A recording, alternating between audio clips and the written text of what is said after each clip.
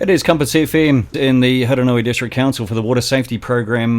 Kirsty MacLeod from Hiranui District Council. Morning, Kirsty. Yeah, thanks for coming in. Thank you. Morning. Hey, first up, what is the Water Safety Plan? Has that got something to do with the beaches and the rivers and that sort of thing? Yeah, no, not about the beaches and rivers. It's pretty much about drinking water safety, so it's about our water supplies. So, yeah, and there's other processes for looking after safety of beaches, but yeah, this is drinking water safety. Fair enough too. I mean, water is life, isn't it? It definitely is. So, like the water safety plan, I guess traditionally water safety used to be managed by people running out and taking a lot of water samples and sending those away to laboratories for testing. So, the problem with that kind of approach is that there's quite a delay before you get the results back from the laboratory. So, people will be drinking unsafe water by the time you got the results. So, the water safety plan is really about taking a more proactive approach to water safety. So you kind of look at the supply right from the catchment all the way to where we supply it to the customer and how things can go wrong in the supply and how hazards can get into the supply and what we do to mitigate those. And that's what the Hiranui District Council have been doing for quite some time. Was it a difficult process to go through to get the accreditation for the water safety program?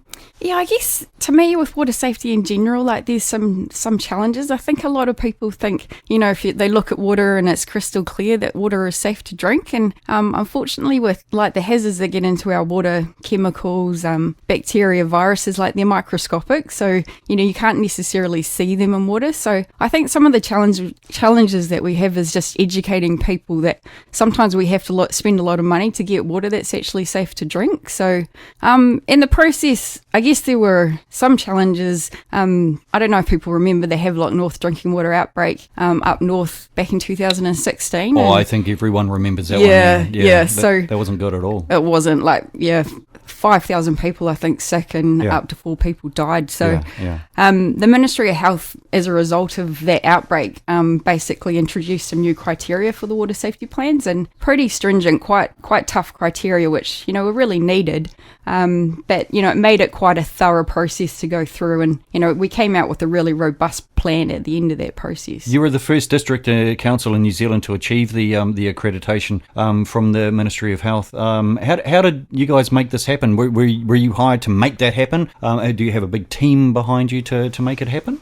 Yeah, I wouldn't say it's a big team. I mean, we're a small rural council, but what I'd say is we've got a fantastic team of people that work in Three Waters at this council. And some people have worked in the council for many years, and they've just got a fantastic amount of knowledge about the water supplies. And, we run a pretty simple model where we own the supplies, we manage the supplies, and we operate the supplies. So that means that in-house, we have quite an in-depth knowledge about our water supplies. So, that certainly helps in terms of, gaining the information that you need to put that really robust plan in place. And, over the years, the council has really invested in some really good instrumentation at our plants. So we get really accurate real-time data about how our supplies are performing. And all of those factors have basically contributed to making sure we really understand the kind of conditions that can affect water quality for our supplies and, what we need to do to mitigate those and respond to those situations. You must have been working on this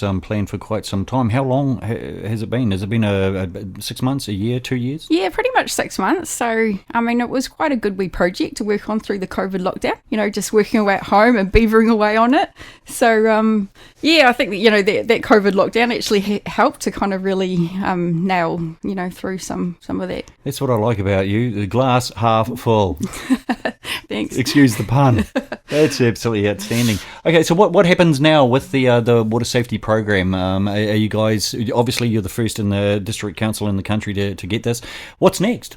Okay, so it's one. We've got 19 water supplies. So Culverden was the one that got approved first. So 18 water safety plans to go. Hopefully, I'm pretty sure the rest of them won't take us 6 months. We've pretty much got our methodology sorted there. So for the Culverden one, basically what we do now is, the water safety plan did identify some areas where we can make some improvements to the supply. So basically we get out there on the ground and we start, putting those improvements into place. So that's pretty much where where we head to from here. Absolutely brilliant. Kirsty MacLeod, you're saying this is the first time you've been on the radio. It is. You're a natural, mate. Well, thanks. It's absolutely brilliant. And look, what we want to do is to keep in contact with you in regards to water safety and the water safety program, because where you've achieved it, others haven't, and you're obviously in the vanguard. You're leading the way as far as this is concerned in New Zealand. So we like to be associated with winners here at Compass FM. Nice.